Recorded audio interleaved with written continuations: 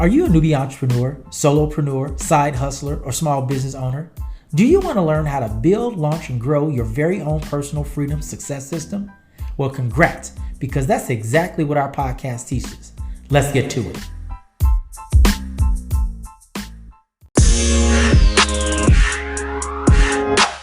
Hey, good morning, and welcome to this edition of Slow Money Blues. My name is Doug, retired U.S. Marine and two-time combat veteran turned entrepreneur.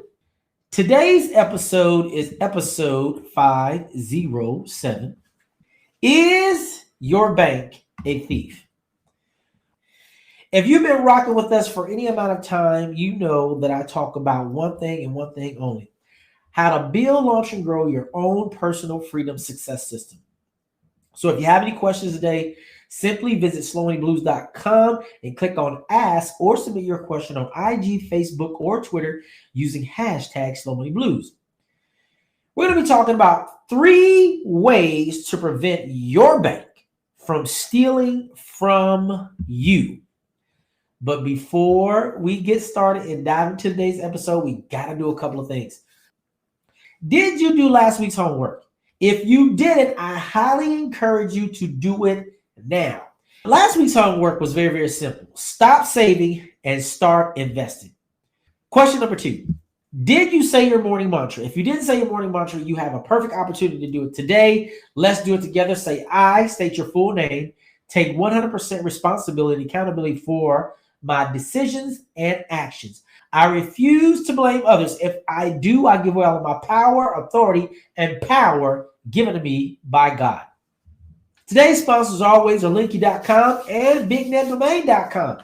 So if you're a mompreneur, dadpreneur, or solopreneur, if you're a promoter, if you're an event planner, if you're a publisher or an author or a software developer, you want to get the word out about that product or service, simply go to Linky.com. That's LIINKY.com and sign up for a free account today. If you sign up for an account today, you get a full 7-day free trial offer with all of the bells and whistles. And this platform allows you to share anything and everything, and it's hooked in to all of the major social media platforms. It's an awesome, awesome platform. If you wanted to see an example of what it looks like, visit linky.com/slowmoneyblues. Tomorrow is going to be March the 1st, 2023, but today is the last day of February the 28th, 2023. And if I told you that people are still suffering from a digital dilemma, would you believe me? I promise you, people are suffering from a digital dilemma. In other words, if you were to search for them, you may not be able to find them. If they were a business, you may not be able to find them. If they are a startup, you might not be able to find them. Well, if that's you, what I want you to do is visit BigNetDomain.com, where the net just got bigger. My friends over there are waiting for you. They are waiting for your phone call, or simply visit their site, select your service, and then I promise you they'll hook you right on up. If you purchase a product today, at checkout, use promo code BIGNET and you'll receive a 10% savings. So you may be asking, what do they have? Well, they have everything. They have e-commerce, they have email marketing, they have hosting, and of course, they have a ton of website templates. The best part is they're open 365 days a year, 24 hours a day. You can call them at any time for technical support, and they will help you out. BigNetDomain.com, where the net just got bigger. Today's question is this: has your bank ever stolen from you? And the answers are simply yes, no, or I don't know. When Bob was growing up, he was told that when he got older, he would learn the family business. The family business started in 1921 and is still highly profitable, lucrative, and brings in millions of dollars each day. As promised, when Bob graduated from college with a degree in international finance, he started learning and working in the family business. Let's get personal. Bob could not believe how easy it was to get tens of thousands of people to give his family money with little or no return. He thought to himself, I now see why Mom, Dad, and Uncle Harry are smiling every day. Man, you know, as I was thinking about this particular story, and as I was thinking about this episode entitled, Is Your Bank a Thief? And I thought about Bob and the family business of 1921, I said, okay, I got to put my audience on game. And I have to explain to them 3 ways to prevent your bank from stealing from you. If you live in the United States of America, the Federal Reserve governs the money supply. And I'm talking about the entire money supply. They oversee our entire financial ecosystem in the United States of America. It's commonly what we call a centralized bank. They create all the rules and they control all of the money. The banks are nothing more than distributors of the Federal Reserve's rules. By the way, there are 7 people that make up the Federal Reserve. I think that's right. There are 12 federal banks or districts across the country. And they are responsible for carrying out all of the rules, regulations, and policies of the Federal Reserve. So I'm just kind of giving you a brief overview. And the main goal is to control the money supply. Another thing that they do, the Federal Reserve, which has only one chairman, I think they also have a vice chairman, but a chairman. These people, by the way, are nominated and confirmed. The chairman is definitely nominated and confirmed, nominated by the Senate and confirmed, and then, of course, nominated by the president, confirmed by the Senate. Does a 4-year term. This person has, this one human being has a lot of power and a lot of influence. You see, if the chairman and the rest of his team decide that they need to raise interest rates to curtail or slow inflation, and if they do it, it has enormous effects. Mainly, it affects the cost of money. You may have found out that interest rates have gone up anywhere and everywhere. If you want to get an automobile loan, it's going up. If you want to get a mortgage, it's going up. If you want to get a credit card, it's going up. If you want to get a student loan, it's going up. Whatever you want to purchase, and if you're going to finance it, it has gone up because what the Federal Reserve is trying to do is they are trying to fight off this thing called inflation. Inflation just simply means that the economy is hot.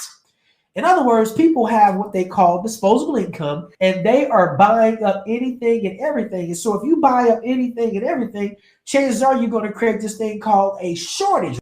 Kind of diving into economics just a little bit, you're going to create a shortage. And when there's a shortage of anything that people want, that means the price of that product or service is going to go up, and it's going to continue to go up because guess what? Demand is outpacing supply. And that means that everything is going to become more expensive. Eggs, milk, bread, cars, homes, everything is going to become more expensive. And you have a double whammy when you decide to increase the cost to finance those things. And that's what we call cooling off the market. People that have money that they don't worry about the price, then guess what? They just keep buying and buying and buying and buying anyway. So did it really solve the problem? I don't think so. Because for the people on the other side of the equation that haven't figured out the money code yet and are still working, they're working, but their pay is not keeping pace with inflation. Hence, their purchasing power has decreased. Now, you might be asking yourself, well, Doug, what does that have to do with banks? Well, that's a great question. I just gave you an overview of the Federal Reserve. And then, of course, you have the FDIC, the Federal Deposit Insurance Corporation. They insure each personal and only personal checking account up to $250,000. Now, each bank can decide how much they're going to sell money for and how much they're going to buy money for. For example, when you open up a checking account, a savings account, a money market account, or a certificate of deposit, or any other investment opportunity that your bank or credit union offers you, you, my dear friend, are selling your money. Now, the question is, how much are credit unions and banks willing to purchase your money for? Well, if you tuned into last week's show, I talked to you about the highest rate that I had seen out there was 5% for 1 year. They were paying people 5% annual percentage rate. However, you would not see that money each and every day, although they're paying you interest on your money each and every day. And also, there is a minimum amount. In one instance, there was no minimum amount, but many times you're going to get 5% APY or APR, annual percentage rate or annual percentage yield. They want you to, one, put a minimum amount in your account, and then two, they want to hold your money for a minimum period. Every one of those places that I saw on bankrate.com were for a minimum of 1 year. So in 1 year, if you put $1,000 in an account, you're going to leave out of there with a whopping 50 bucks. 50 bucks at 5%. If it's 4%, 40 bucks. If it's 3%, it's $30. The number one way that you can prevent your bank from stealing from you is have only one checking account and one checking account only. I'm going to say that again. Have only one checking account and one checking account only. That's all you need is one. And practically, you should use that checking account as an expense account, only to pay for your food, clothing, shelter, transportation, and communication.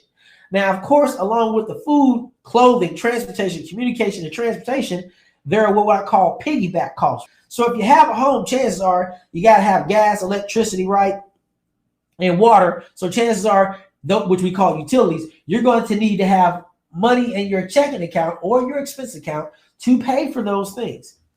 The real strategy is to only have one checking account. Now, you may be saying, Doug, why do I only want to have one checking account? Well, remember what I told you back earlier in the episode? I said that, you have this thing called the Federal Reserve, which has a chairman, and then you have 12 Federal Reserve banks, and each one of them has a chairman over it as well, too. And I said that, they basically what the Federal Reserve does is they control the entire money supply. Well, according to the law, or according to the rules and the policies and regulations, each bank under their umbrella, which is all of them, credit unions don't count. You have the National Credit Union Association. Under their umbrella, each bank has to keep 1/10 of $1 that's deposited in their institution. Why am I sharing all this, and why am I saying only one checking account? Well, remember I was saying that the banks, they can, determine how much they're going to sell money for and buy money for. And I just gave you an example of them buying money from you. And when you sell it to them, they say, we're going to give you 5% APY on an awesome day and in an awesome year. Other people say, no, we can only do 2% or 3% a year. Well, what they do is they take your money that you have in their account. Did you hear what I just said? They take your money, which is in their account, and then they lend it out, or they sell it at a higher rate. So if they're paying you, say, 3%, and if you get a car for 5%, the whole magic sauce in all of this is that it's not even their money.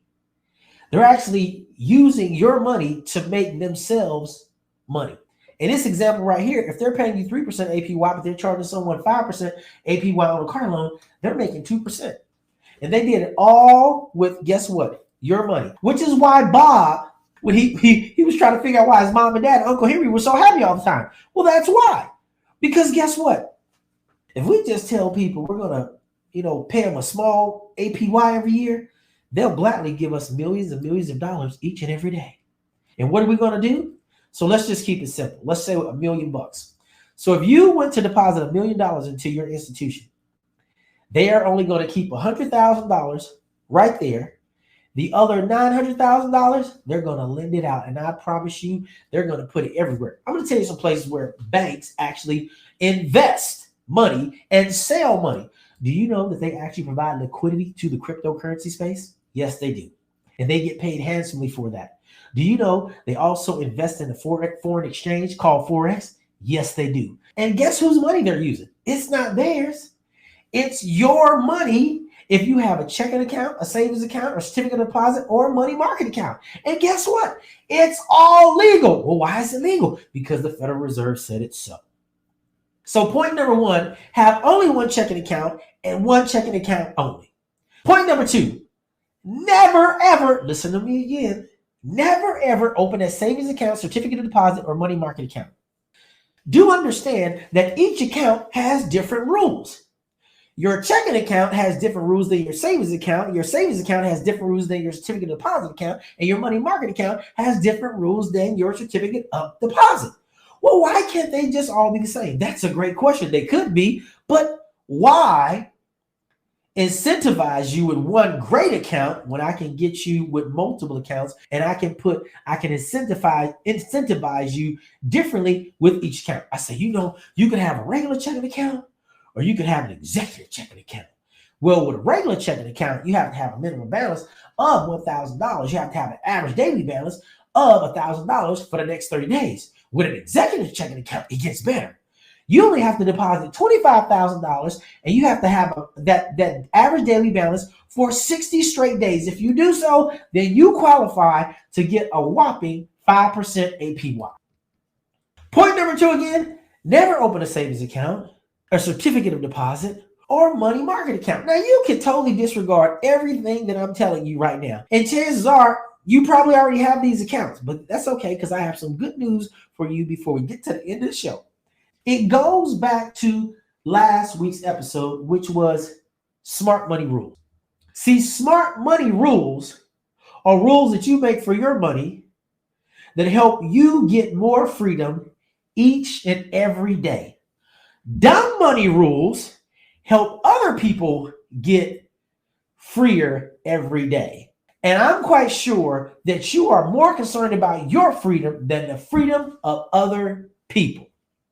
Point number three, invest in this new thing that's been on the scene since the 2000s called cryptocurrency. The number one cryptocurrency in the world, it has about 40+% market share, is Bitcoin. However, Bitcoin is not all of cryptocurrency, but when you talk to novices or people that just simply don't know anything about cryptocurrency, the first thing they think of is Bitcoin, which is why I brought up Bitcoin.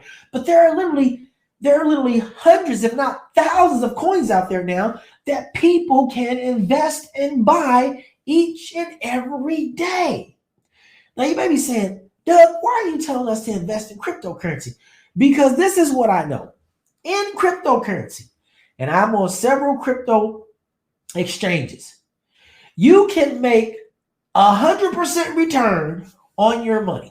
Isn't that amazing?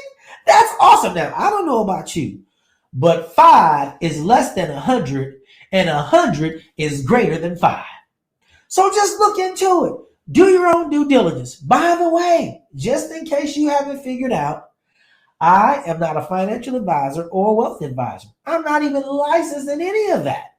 But I'm going to tell you what type of advisor I am. I am a freedom advisor. You can take that to the bank all day. Guess what? There is no regulation to be a freedom advisor. In fact, I just made up the term. I'm a freedom advisor. And what I do is I just simply help people become more free. And that's what we all want, because we've all had money, but very few of us have had freedom. And I want you to get your freedom. And what you have to do is you have to learn how to use all the tools around you to get as much freedom as you humanly possibly can. Another vehicle that I want you to invest in, I talked about this last week too on episode 506, Smart Money Rules, is Forex, which is short for foreign exchange. I'm going to put on my big head hat right now. You ever heard of this little place called the International Monetary Fund? Well, if you haven't, just Google IMF and I promise you it'll come up. IMF literally they don't per se write rules and regulations, but they can give you a lot of great information on the global economy, on all of the developed nations, underdeveloped nations, and they can tell you where there's going to be new opportunities for you and me to get more freedom. They call them emerging markets. They literally keep an eye on the entire globe, and they can tell you how everything is going from an economic macro perspective. But typically you have the G8 through G20 nations. These are the most developed and sophisticated nations. And all of these nations, particularly those G1 through G8, those nations all have centralized banks. They all have something like Federal Reserve. They may not call it Federal Reserve, but everybody understands what a central bank is.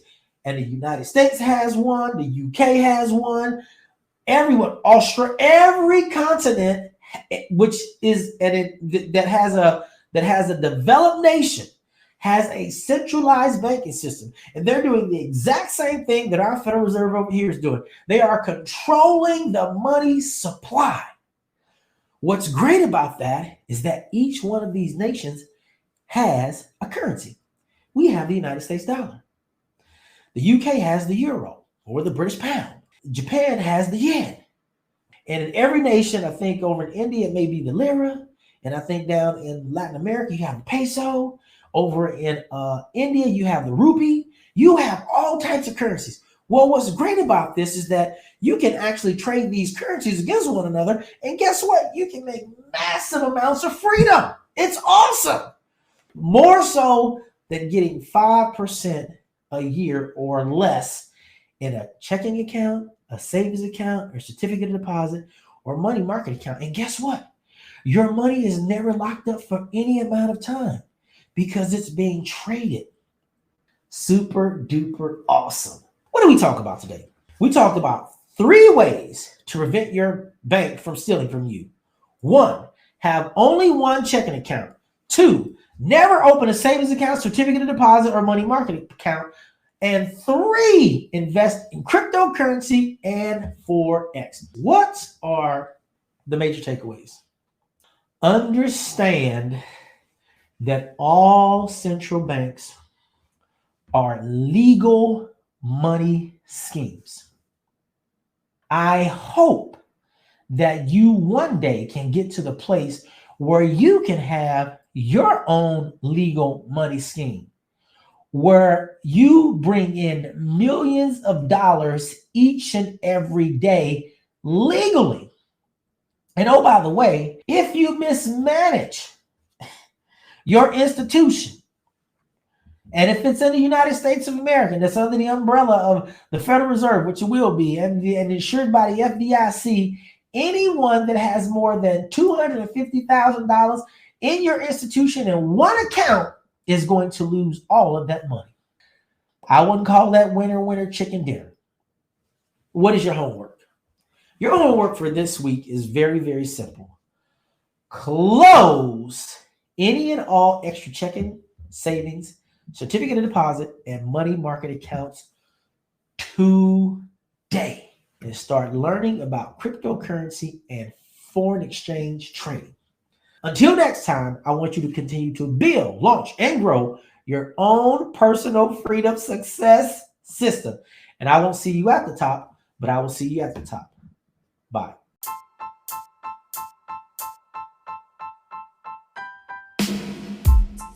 There are 5 things you can do if you love the show. 1, tell anyone suffering from SMB to tune into the live show each Tuesday from 9:30 to 10 a.m. Eastern Standard Time on YouTube and Facebook.